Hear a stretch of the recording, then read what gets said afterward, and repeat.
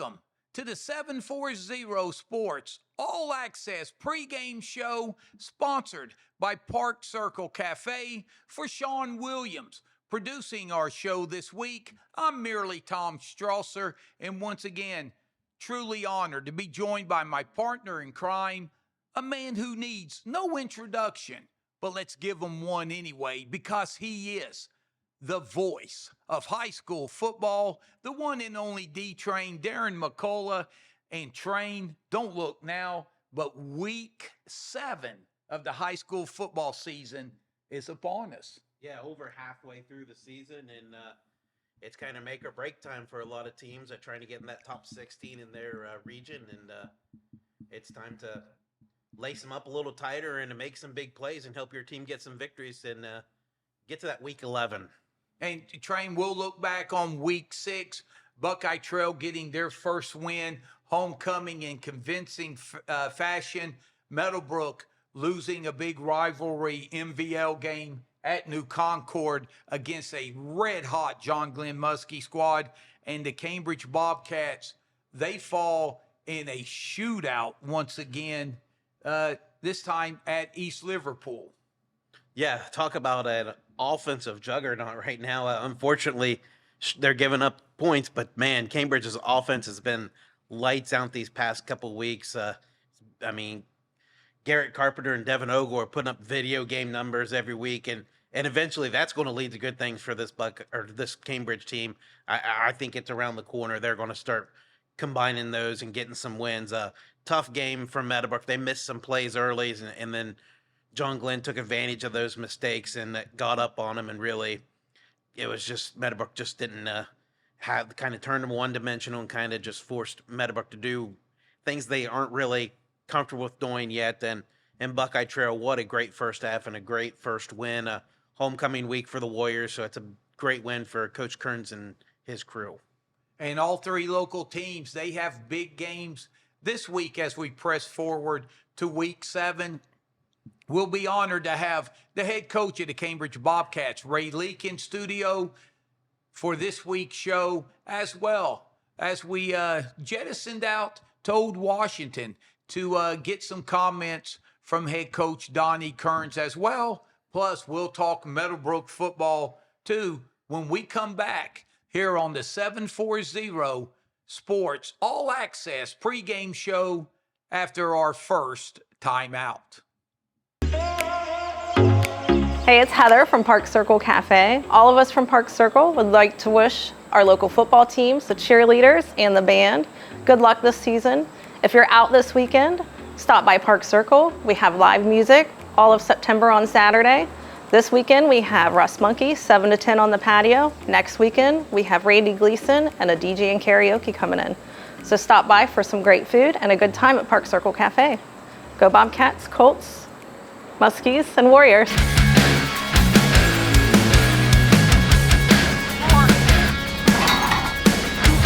Welcome back to this week's edition of the 740 Sports All Access pregame show sponsored by Park Circle Cafe. And Train, on our opening segment here on the teams, we are going to talk a little Buckeye Trail football. And before we look back on their victory over TCC on homecoming and look ahead to their big showdown on the road against their big rival, the Malvern Hornets, we had a chance and caught up with Coach Kearns right before practice this week and get his thoughts on Buckeye Trail football. So let's hear what Coach Kearns had to say. Welcome back. I'm Tom Strasser, joined by the head coach of the Buckeye Trail Warriors, Donnie Kearns, as we're out here at the Bill Baker Activity Complex on the campus of Buckeye Trail, just getting ready to practice. Big showdown coming up Friday at Malvern. But Coach, first of all, homecoming this past Friday. Boy, did your team come out 3 touchdowns the first 4 plays of the game. Yeah, they played really hard. I mean, it was exciting. We got a lot of kids involved, and it was just nice to get a win. And Coach, you say a lot of kids involved. You rushed for over 300 yards. 8 rushing touchdowns by 6 different ball carriers, all in the first half. Yeah, we wanted to, we wanted to spread the wealth a little bit and, get some guys some touches who, haven't been able to get as many touches as they would like to this year. So that's what we did.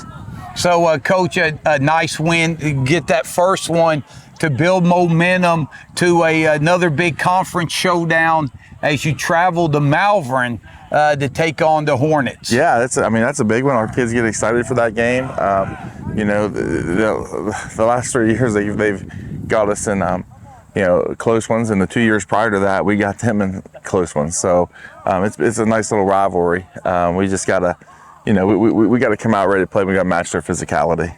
And Coach, a lot of road games you play over the year, definitely one of the better atmospheres that you'll see. Oh, I love going to Malvern. It's just kind of, it's just an old school atmosphere. Tough football. They love their football. It's a great community. And you go up there, it's hard to win, but man, I'll tell you what, when you do, it's exciting. And Coach, what are a couple of things that Malvern does offensively that presents the most problems? I would say, their receivers are pretty good and their quarterback. So throwing, they run a couple plays that are just really hard to defend. A bubble slant that we got to take away, and then 2 hitches and the middle guy runs a go. And those are things that they do really well. And they have beat us on those plays, over the years a lot. It's, they beat a lot of teams on those plays. It's just, they don't do a lot, but what they do it well. And how big will it be on the defensive side of the ball to force some turnovers? You forced 6 turnovers this past Friday. 4 interceptions, 2 fumble recoveries. The week before, you forced 4 turnovers, so 10 in the last 2 weeks. You think you can keep that momentum going there? Yeah, that's what we hope so. And then we're going to need to have an opportunity. So we have forced some turnovers. We're going to get after them with the blitz and some line stunts, and probably be more aggressive than we have all year. And Coach, on the offensive side of the football, you've really established the run, especially last week. Defensively, what problems do they pose? They just, they play really physical. They like to come up and take our tight end wing side away.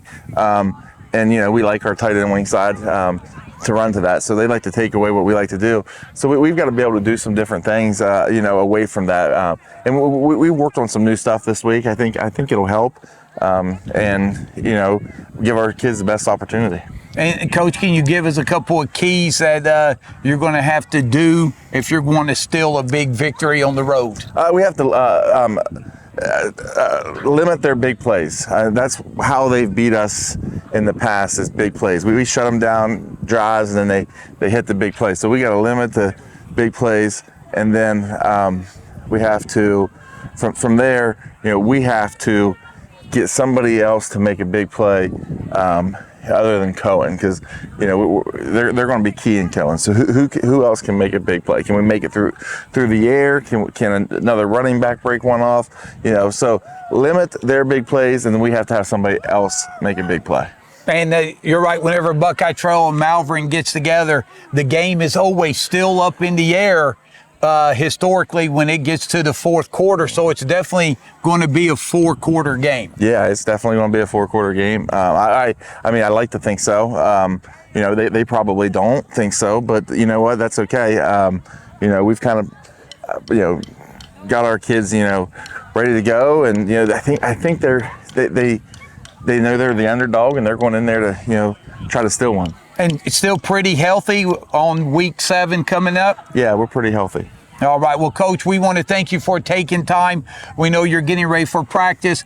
I want to apologize. We had brought some wings from our proud sponsors, Park Circle, and Sean ate them while we were coming out here. So I'll let you deal with him off air, okay? I appreciate it. But keep it professional while we're on there. Absolutely. All right. Well, Coach, thanks a lot. And good luck to the Warriors Friday night as they travel to Malvern to take on the Hornets.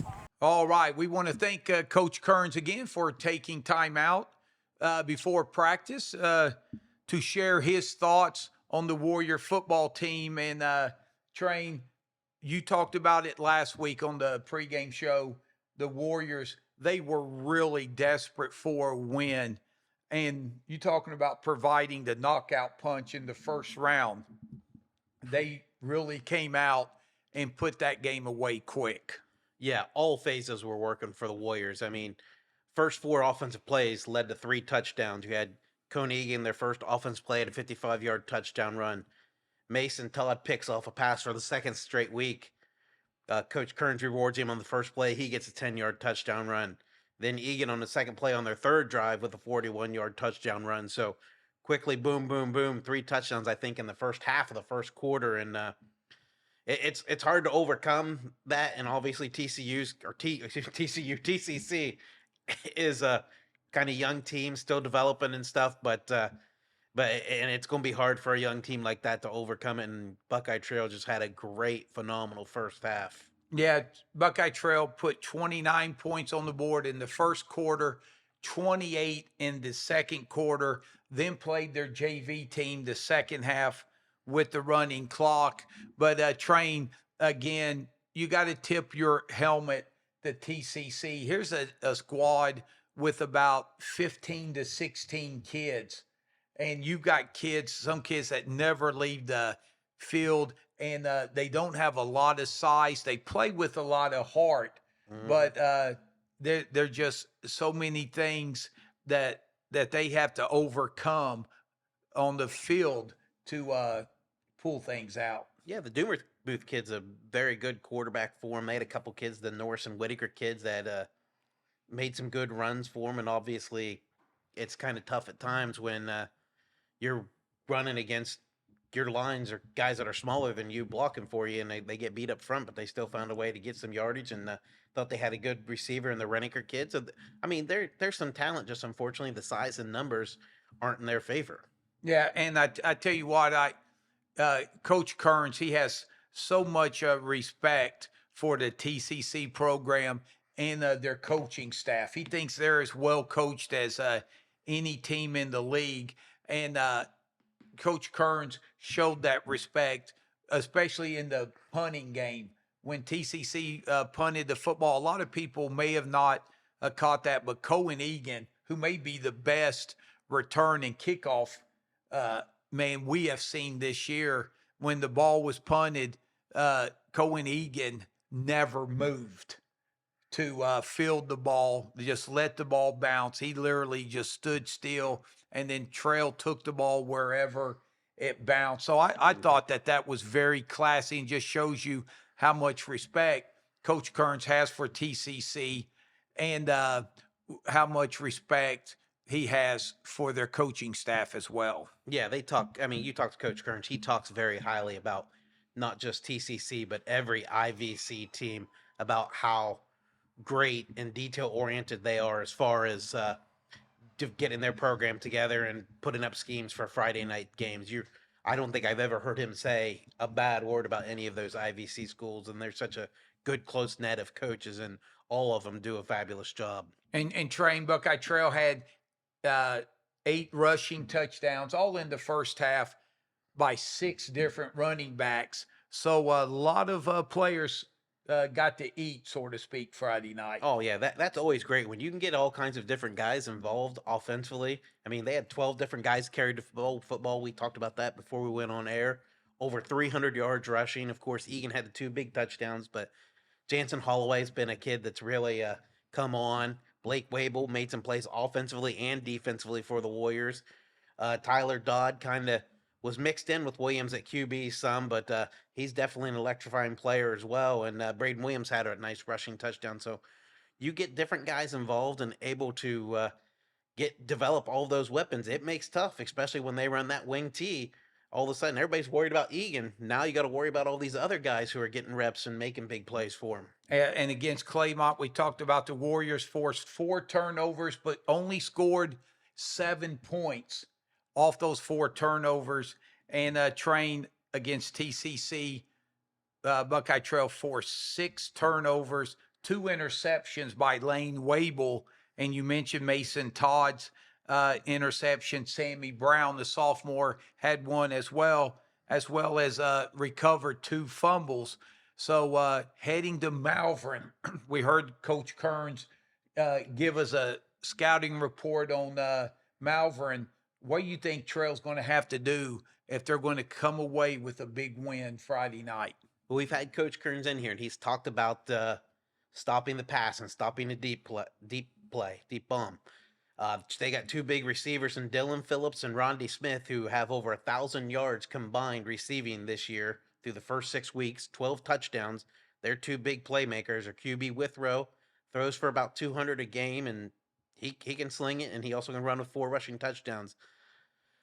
Defensively for the Warriors, obviously, there's a lot of guys on this Malvern team that can make some tackles. They've got 7 different guys as the buzzer's going off, which is telling us we need to wrap it up. Did he throw it a second time just in case we didn't hear the first one?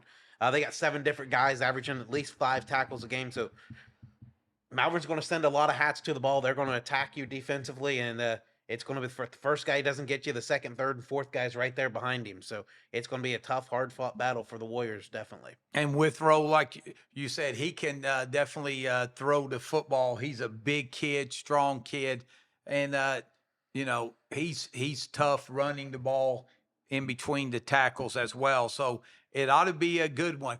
Every time Buckeye Trail and Malvern get together here in the recent past, the game always comes down in the fourth quarter, one-score game, anybody's game. And Malvern has had Buckeye Trail's number here the last few years.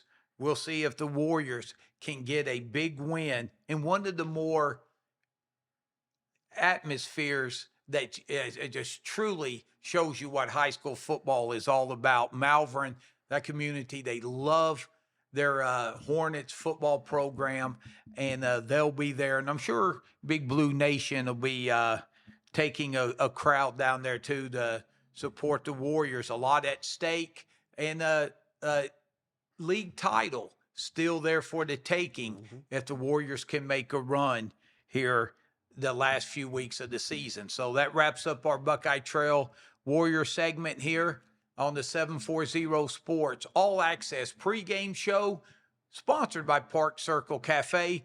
We're going to take a timeout, and when we come back, we'll be joined live in studio by the head coach of the Cambridge Bobcats, Ray Leak, after this timeout.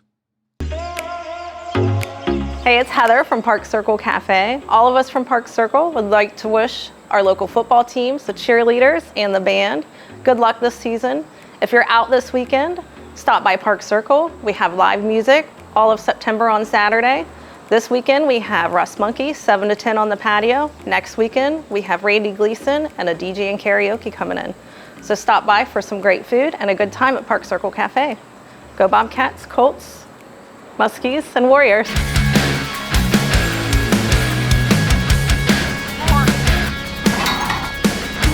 Hello and welcome back to this week's edition of the 740 Sports All Access pregame show, sponsored by Park Circle Cafe. And we just talked about Buckeye Trail football. Now it's time to turn our attention to the Cambridge Bobcats. And we're truly honored to be joined by the head coach of the Cambridge Bobcats, Ray Leak. And Train, you know, in Vegas, they love to put the point spread on the game and the over and under. Well, Vegas has totally eliminated the over and under on Cambridge Bobcat football because I haven't seen a scoring outburst over the last few weeks like they've had in a long time. Well, I'm just glad I was able to cash in the past 2 weeks on the Bobcats offense. So I'm sitting pretty here. So wings are on me tonight, guys. Hey, take the over. And Coach Leak, thanks for joining us. Last time we talked to you, you were headed in to face Bel Air and put up 39 points in that game in a loss. And then you traveled to East Liverpool, which isn't an easy travel by any stretch of the imagination. And to come away with 54 points on the board after you got behind big, that just showed the fight and explosiveness of your young squad. Yeah, I think it shows grit from our kids. We were down 28 points at one time, and our kids never quit. They never cashed in. They just continued to battle and believe that, we could win this game, and we brought it to within 8. Ran out of time there at the end, but you got to love the fight in those kids. And being 0-6 right now, it's easy to find a way not to win, but those kids, I love them to death. They continue to fight each day in practice. They showed their grit Friday night, and, we continue to get better each week. Yeah, you guys were down 48-20 at the half, and once again, kind of reminiscent of the Indian Creek game. You guys put together a second half just outstanding, outscoring them 34-14. But man, offensively, your passing game has been second to none, and that's not just in the Guernsey County schools, but I don't think there's a player in the state of Ohio this year probably has the passing yards that Garrett Carpenter has right now. No, we've got some special kids there, man. I told you guys this summer Garrett's going to be a special quarterback. I didn't know how early he would do it, but he's making me look good right now. Putting up the numbers that he's putting up his video game like. The kid's just a competitor. He's a baller. He's a sponge. He wants to get better. He listens to everything you say. So you got to love him, and only being a sophomore with 6 games under his belt, the sky is the limit for that kid. And then you look, his main target, Devin Ogle, absolute stud of a receiver. You throw the ball within 10 yards of that kid, and he's coming away with the ball. You can double or triple team all you want, but that kid just finds a way to get the football. He continues to move and get open, and he's pretty dang good with the ball, after he catches it, too, to find the end zone. So, 2 great kids there. I'm sure that's, what we're talking about as far as the pass game, but there's a lot of young receivers there, too, that are getting reps. We've had some kids out, so it's good for not only the rest of this year, but you look into the future too, and to get those young kids that valuable Friday night experience is going to be, pay huge dividends for us next year. And our O-line continues to develop and give us time, and you got to give a shout out to them as well. Yeah, let's give a shout out to them. Obviously, you had Keaton Kaiser come back, had a kick return for a touchdown Friday night. Reed Johnson, unfortunately, beat up still. Eli Edwards beat up, but Isaiah Mayo and Damian Shaw both had touchdowns Friday night. So, like I said when you came in during our Buckeye Trail segment, the more weapons you can develop, the more dangerous your offense is. Yeah, we're very deep at the receiver spot as far as, you got Devin, you got Eli, Keaton, some of those guys, but, Isaiah Mayo stepped up, David Acton, Riley Wilson, Damian Shaw. We started a freshman at running back. I mean, you got to love the kids. I mean, they fight. They continue to battle. When somebody goes down, we were without both of our running backs there Friday night, and Marshall Lashley steps in, plays a huge game, hurts his arm. He goes down. Bailey Kenworthy, who played line for us 2 weeks ago, came in, played running back.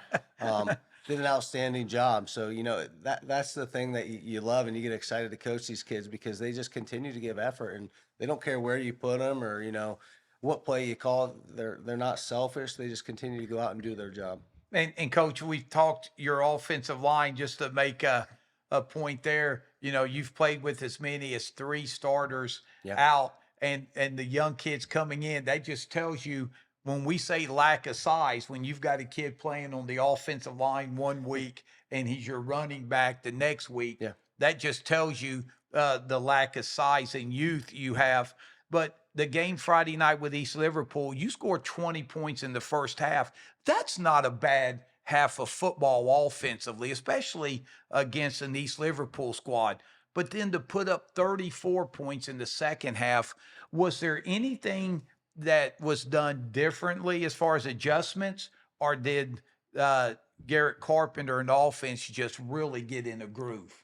A little of both. I mean, we knew we had to go more up tempo. We had to score fast, and we had to score often if we wanted any chance to win. So we sped up, the game a little bit, but at some point you just put the ball in your playmaker's hands, and we did that as well. So there were some specific adjustments, but we knew to give ourselves a chance. Down 28, you've got to score fast, and you've got to score quick, and keep lighting up the scoreboard to even give yourself a chance being down four possessions. So we did try to go quicker and get the ball out quicker and up tempo, but Garrett and those guys continue to make plays as well. And Train, that tells you a lot about Coach Leake's mindset. I've done a lot of games 48-20 at halftime, and this is not criticizing any coaches, but they're down 48-20. They're thinking, hey, let's run the ball limit their possessions and get out of here, as close as we can.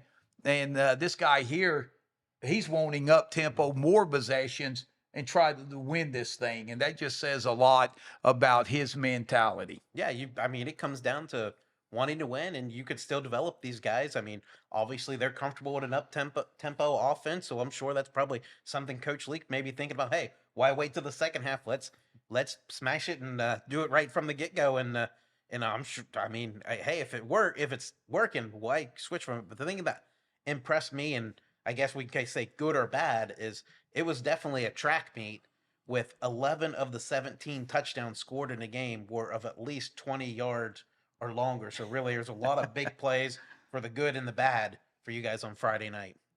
Yeah, I mean, we're competitors. We want to win. Our kids they're not going to fold, or they're going to go get after it, whether we're down 28 or up 28. So that's just the kids' mentality and the mentality that we preach. As far as giving up that many touchdowns of that nature, that's something we got to clean up. A lot of kickoff returns. I think we had 3 there Friday night. We gave up. We returned one ourselves, but 3's too many. Special teams is a valuable part of the game, and field position can definitely change the outcome of a game, as it did there Friday night. So that's something we're really practicing and making sure that we're not taking that play off, or we've got our best kids out there, because you can't afford to give up 3 touchdowns in the kicking game. And Coach, when you look at Devin Ogle, here's a kid that when you were healthy, teams are trying to take him away. Then you go through the injuries you have. So you would think, well, hey, now we just really focus more on him and just take him away and make someone else inexperienced beat us. Teams keep doing that. And he blows up for 20 catches for 345 yards. Now, my man Devontae Adams, Sunday night, had 20 targets, which I thought was unbelievable. Ogle has 20 catches. How's that possible when they're doing everything they can to stop him? Yeah, the kid, again, if you put the ball in that kid's area, he will come away with it. There's no questions asked. Any colleges out there looking for a wide receiver, that's a real good one. Yeah, the kid's a competitor. The kid wants to win. He's going to do anything he can to help us win. He had 20 catches on offense. He also had 6 solo tackles and 2 assists on defense. Plays every special teams. The kid never comes off the field. He just wants to win. And train one of those 20 catches for 345 yards. One of them, they moved up in the state record books. One of them is second all time, and one of those is third all time. We're just not sure as of right now which one is which. Yeah, that's just an impressive stat. Whenever you can put your name on the school leaderboard, even in that top 5, is awesome for any kid. But to be able to be recognized in the state, there's been a lot of good players that's played from the state of Ohio, wide receiver or whatever position. I mean, there's a long history of great football here in Ohio, and for Devin to have his name up there in that list is very impressive. And Train, let's look towards this Friday night, another tough contest with the Union Local Jets. Yeah, Union Local coming off a win last week against Weir. 20-13 gave Weir their first loss. Obviously, they had a little sour taste in their mouth. The previous 2 weeks, they lost to Beaver Local and Harrison Central. So the first question, I guess, Coach Leak, is their injury report. Their backup QB, Colby Carpenter, led him for the game-winning drive last Friday. Their starter, Isaiah Tomalonis, started, but he was taken out of the game with an injury. Didn't know the extent of it. I guess any update on who you expect, or you're just ready, prepared for him, whoever? No, we think the backup quarterback who finished is going to be their guy. Just watching the film and that injury there. They're a little bit different as far as play style. The backup is a little better thrower. He throws, seems like they called more passes when he was in there, because he actually started the season week 1 at Shenandoah. Then they brought in the other guy, and he's definitely more of the running type quarterback, and they went to more of that with him. So we know if the backup's in, be ready for a little bit more passing. And Coach, with the Jets offensively, is there anybody you have played this season that their offensive system or skill set kind of is similar to? Yeah, I think, just this last week, East Liverpool, they'll spread you out, but they really want to run the ball when it comes down to it.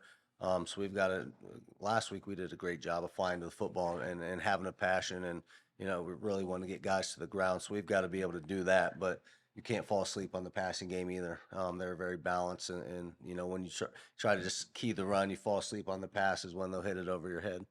Yeah, the big person they talked about was Dre Saunders. Absolutely. I think they called him All Day Dre. So Yeah. he's definitely their big playmaker for them. So I guess he's probably going to be public enemy number one for you guys. Yeah, he's a fast kid. We saw him. He played some for him last year as a sophomore. Good athlete. We got to know where he's at on the field at all times.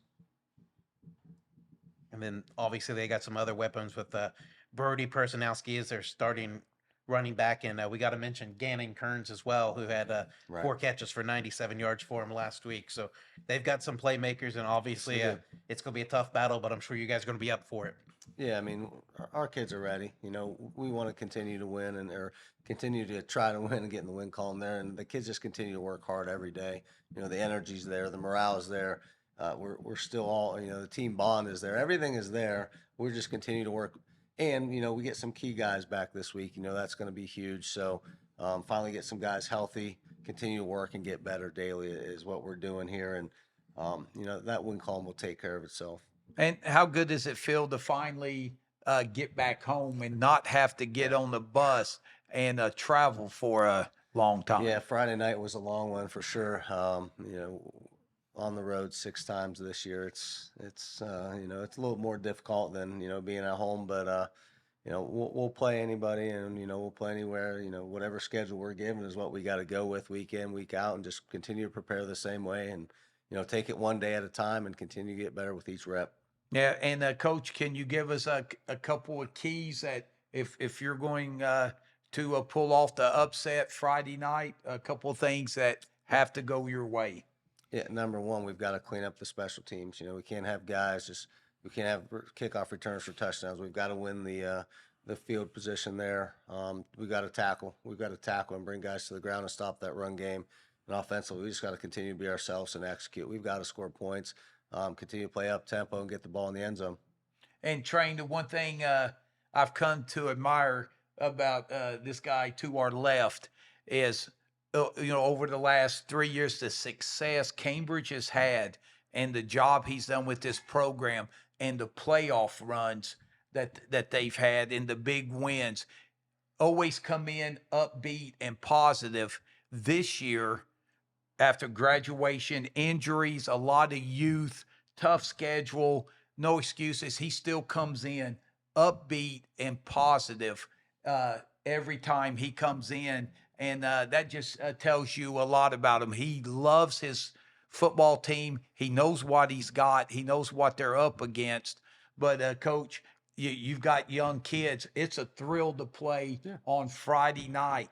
And a lot of these kids were probably thinking, hey, I'll play on Friday night next year or even the following year with some of the freshmen you've had to throw in there. But it's something they still get excited about. Yeah, no, it's, regardless of record, man, we put in a lot of work. These kids put in a lot of work, not just these last 6 weeks, but all off season. So when they're given a chance, they take advantage of it. And like you said, man, we've got a great team chemistry, and I do truly love these kids. And it's a blast to get to coach these kids every day, regardless of record.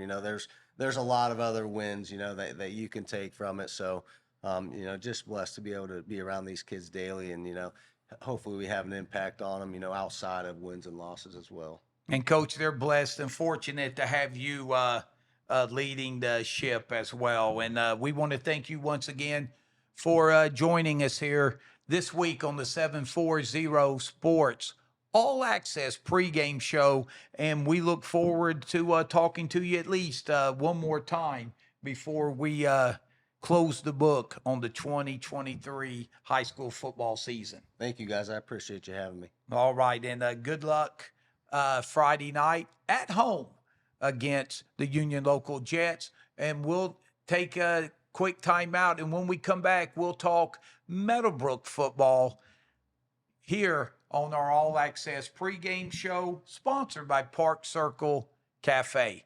We'll be back after this timeout. Hey, it's Heather from Park Circle Cafe. All of us from Park Circle would like to wish our local football teams, the cheerleaders, and the band good luck this season. If you're out this weekend, stop by Park Circle. We have live music all of September on Saturday. This weekend we have Russ Monkey, 7 to 10 on the patio. Next weekend we have Randy Gleason and a DJ and karaoke coming in. So stop by for some great food and a good time at Park Circle Cafe. Go Bobcats, Colts, Muskies, and Warriors.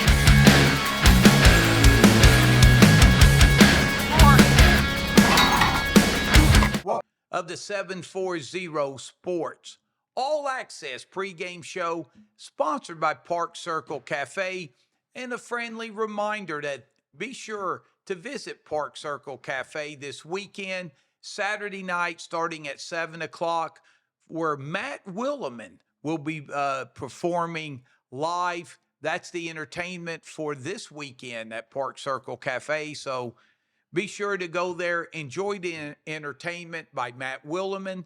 And when you see Heather, be sure to tell her thanks for sponsoring our show once again for this season. So, Train, we've heard from Coach Kearns at practice, and we got to visit with Coach Leak here live in the studio.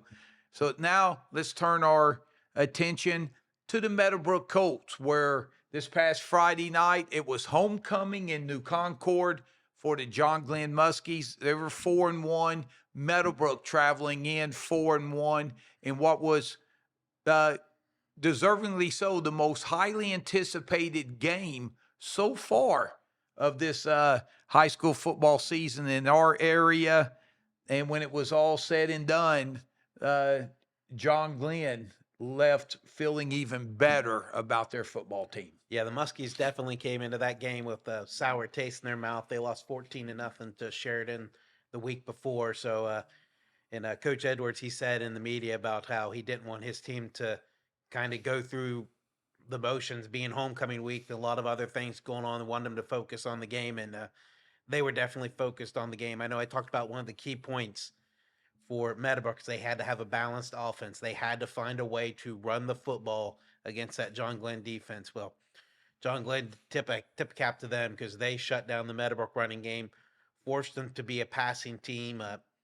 Justice Huey had a good game, 230 yards and a 58-yard touchdown pass to Bentley Cedar. But talk about some near misses. Some that hit off the fingertips of guys. Then the Colts will get called for a penalty, kind of put them back, and they just kind of dug themselves a little hole at times that made it a little too tough for them to overcome. Yeah, I tell you, and when you look at this John Glenn squad, this is a team that a lot of people thought, hey, they're going to be pretty good. But I think they have totally exceeded everybody's expectations. They're the real deal, and they're capable, if they stay healthy, of making a run in the playoffs. Yeah, last year they finished 3-7, and obviously on their standards, it was not what people expect from John Glenn. And I think a lot of people didn't expect them to make this much of improvement this fast. Coach Edwards at the beginning of the season talked about how this may be the best defense he's ever had as head coach at John Glenn, and their defense has really backed it up. They got big play defensive guys. I mean, Jake Johnson had a big 55-yard interception return for a touchdown Friday night. Hayden Glob's been a big time, or Andrew Glob, excuse me. He's been a big time interception weapon. And probably the most exciting part about the game Friday night was there was a first round draft pick in attendance at the game in Colt Emerson. So I got to talk to him a little bit too. So it was pretty cool night for people in attendance. And Train, Meadowbrook coming in on the road, hostile environment, homecoming. You knew there was going, to be a lot of excitement, and you was going to have to fight that initial surge for John Glenn in the first quarter, and Meadowbrook just did not get off to the start that they needed to. They were down 21-0 at the end of the first quarter, and then it was truly an uphill battle from there on.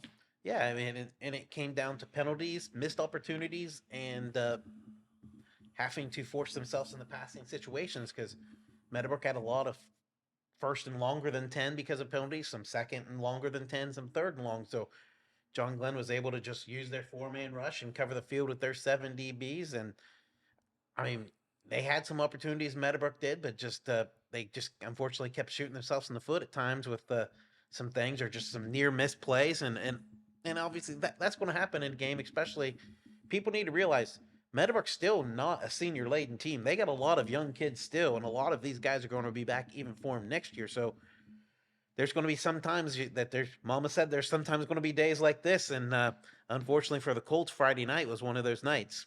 Yeah, and you talked about defense Meadowbrook was facing, like you said, John Glenn. They've had some solid defenses, but to say this may be their best they've had in the last few years, that says a lot. With Meadowbrook coming into this game, they were able to get on a winning streak and get to 4-1 because their ability, like you said, to be balanced and run the football. But John Glenn early made it a point, hey, we're going to stop the run. And when they got up a couple of scores, it's tough to beat the Muskies when you have to rely on just one aspect of your offense. Yeah, and to credit John Glenn, they've developed a lot of players because you have to play 11 on offense and 11 on defense. It's not that same 11 going both ways. They have 7, 8, maybe 9 kids that are playing defensively that don't see a whole bunch of reps on offense. I mean, Bronson Bendle's probably and Cameron Barnhouse are probably 2 of the better linebackers in our area for John Glenn, and those guys don't see a whole bunch of time on offense. But talk about defensive guys, they put their hats on the ball and they go get it. I mean, it's really tough when you, on the other hand, when Meadowbrook's got guys playing both sides, and obviously those fresher legs help you a lot, especially late in games and later in the season as we're in the second half of the season. And you look at Justice Huey. Here's a kid that, after 5 weeks going into this game, hadn't thrown for the yardage that he's had in the past. But in a way, that's been good because he hasn't had to throw the ball. But Mr. Huey showed, hey, if I have to step back and throw the ball numerous times, I can still do it. And like we said, throwing for 230 yards, probably against the best defense, or as good as anyone that they've played so far this year. Yeah, and his 58-yard touchdown pass to Bentley Cedar was probably one of the best deep passes you're going to see from a quarterback this year. And obviously, it kind of comes back to the phrase, less is more. Throwing the ball less is going to lead to more offensive points for him because, man, that Meadowbrook rushing game has looked good, whether it's Rivera back there, whether it's McMahon away, whether it's Snyder's coming in late. I mean, the black kids, so they've got a lot of different kids that are involved in that offensive running game. And when you can get different guys involved, again, said it the first 2 segments, the more weapons you can get involved, the more dangerous your offense is. And Meadowbrook obviously has made it a lot of gains this year from last year. Yeah, and Meadowbrook, looking to try to hang in the playoff running. And right now, I think they're sitting at about 16th, and that would get them into playoffs. That's the top 16 teams make it. But they've got a game this Friday night. And when people look at the Coshocton Redskins, they're 0-6. But, folks, this is not your typical 0-6 football team. Yeah, as Lee Corso says, not so fast, my friend. I mean, record-wise, yeah, they're 0-6. But this Coshocton team fought tooth and nail week 1 against Ridgewood. I believe it was 22-21 they lost. Okay, Ridgewood's one of the best teams in the area year in, year out. Week 2, they took one on the chin to Maysville. Week 3, they took one on the chin to John Glenn. Obviously, John Glenn, one of the better teams. Maysville, there was probably a little bit of a hangover from that Ridgewood game. Last week, they lost by 12 to New Lex. That was a game a lot closer than the final score. I think it was 19-7 was the final score. So, again, Coshocton did a great job defensively. The week before that, they lost by 1 point to Morgan. So, again, they're in these games. They're battling, and they're going tooth and nail and fighting with anybody they play. And obviously, again, like I said earlier this year, when Riverview and Meadowbrook tangle, it seems like it's always a good ball game. Well, when Coshocton and Meadowbrook tangle, past few years, it's always been a tough game because there's just something about that wing T that Coshocton runs that Meadowbrook just has a little bit of trouble with it, and they're able to just kind of control the clock and really work things out and grind the game down to the last minute. Yeah, and Coach Norman, he's very well aware of how dangerous this Redskin squad is because Meadowbrook, they've been burnt a couple of times in the past, with a stellar record and Coshocton having a down year, but yet able to get the win. And you're right, the Redskins, they bring a physicality to you. And if Meadowbrook can get out to a two-score lead or whatever, then you make Coshocton out of their element and have to start throwing the football.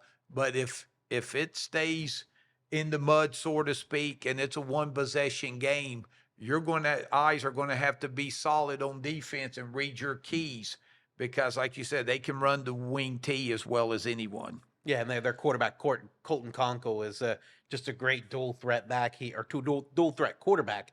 He's not afraid to keep it, and he can sling it a little bit. So they've got that little bit of element that you got to watch for. I know that seems like in the past they always run, and just when you're expecting to run, they sneak a tight end down the field and hit him for a big pass. So it's definitely something I'm sure Coach Norman and his staff has talked to the players, and they're going to be prepared, and it should be a good ball game on Friday night. And Train, if Meadowbrook's going to get back on the winning track, what's a couple of keys that they need to do and do well to get their fifth win of the season? Oh, it comes back to the physicality in the trenches. They got to win the battle in the trenches, and that means running the football, getting back, getting Rivera, Black, McManaway, whoever. One of those three needs to have a big game, or even all three of them. They've got to control the line of scrimmage offensively and defensively. They got to be true to their assignment. So that means knowing where the keys are in this wing T, where to watch for, what spots they need to close the gap on, shoot the gaps on, and playing smart, fundamental football on both sides. And, defensive coordinator Johnny Jones, Meadowbrook's defense has really played lights out this year. And they'll have their hands full, but they will definitely be prepared, that. So that concludes our Meadowbrook Colts football segment. We want to wish Coach Steve Norman and his Colts football squad the best of luck as they hook up with the Coshocton Redskins. And we'll take our final timeout tonight on the 740 Sports All Access pregame show and wrap things up after this timeout on our show sponsored by Park Circle Cafe. Hey, it's Heather from Park Circle Cafe. All of us from Park Circle would like to wish our local football teams, the cheerleaders, and the band good luck this season. If you're out this weekend, stop by Park Circle. We have live music all of September on Saturday. This weekend we have Russ Monkey, 7 to 10 on the patio. Next weekend we have Randy Gleason and a DJ and karaoke coming in. So stop by for some great food and a good time at Park Circle Cafe. Go Bobcats, Colts, Muskies, and Warriors.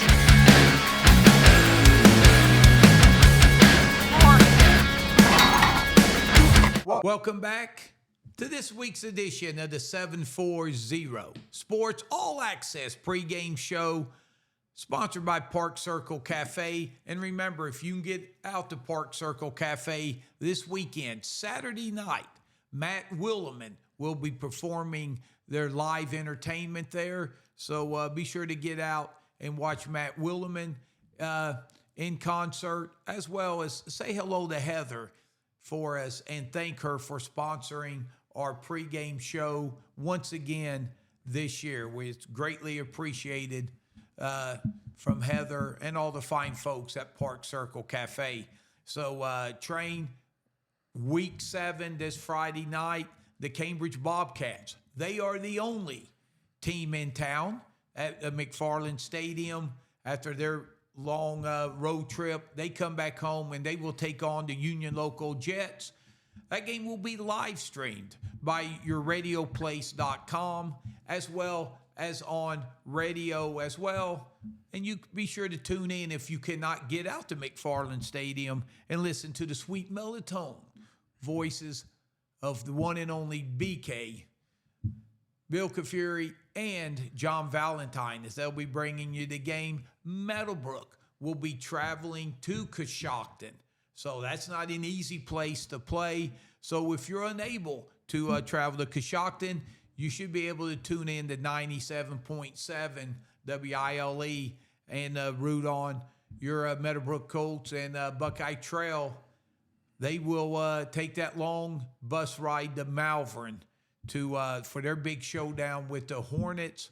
A lot on the line in that game for the Warriors. So we want to wish Coach Donnie Kearns good luck as well. And Train, it's been a lot of fun. And just a little bonus plug, because our area does go out a little bit outside of Guernsey County, and maybe the new game of the year coming up this weekend. Caldwell and Barnesville do battle. Both teams 6-0 on the season.